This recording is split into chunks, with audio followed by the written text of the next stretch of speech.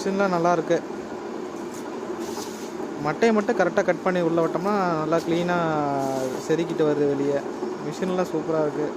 மிஷினில் எந்த ஃபால்ட்டும் இல்லை.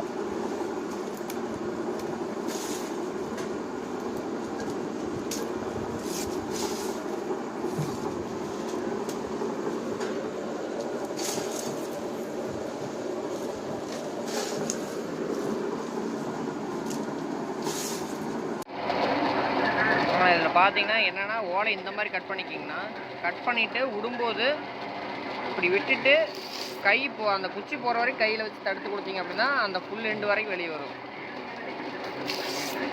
பார்த்தீங்களா என் கை அந்த குச்சி உருவிட்டு போகிற வரைக்கும் வச்சுருக்கேன். பார்த்தீங்களா தலை வந்து அமுத்தி கொடுத்தீங்க அப்படின்னா உங்களுக்கு ஃபுல்லாக வரும் ஓலை குச்சி. நீங்கள் புதுசாக விடும்போது எப்படி விடுவீங்கன்னா இப்படி விட்டுட்டு இப்படி கையை எடுத்துருவீங்க. இப்படி கையை எடுக்கக்கூடாது. கொடுத்துட்டு கொஞ்சம் அந்த ஓலை வந்து மேலே தூக்கறக்கலாமல் அமுத்தி கொடுத்தீங்கன்னா ஃபுல்லாக வெளியே வரும். அதே நேரம் ரொம்ப வரன்னு இருந்தால் லைட்டாக தண்ணி தெளிச்சுக்கங்க.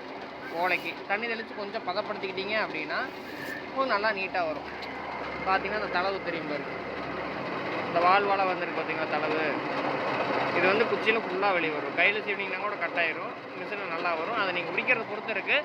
ஓலை ரொம்ப வரன்னு இருந்தாலும் தளவு கட் ஆகும். லைட்டாக தண்ணி தெளித்து பதப்படுத்திக்கிட்டிங்கன்னா நல்லாயிருக்கும். உரிக்கும் போது இந்த மாதிரி கை வந்து இந்த மாதிரி இருக்கணும்.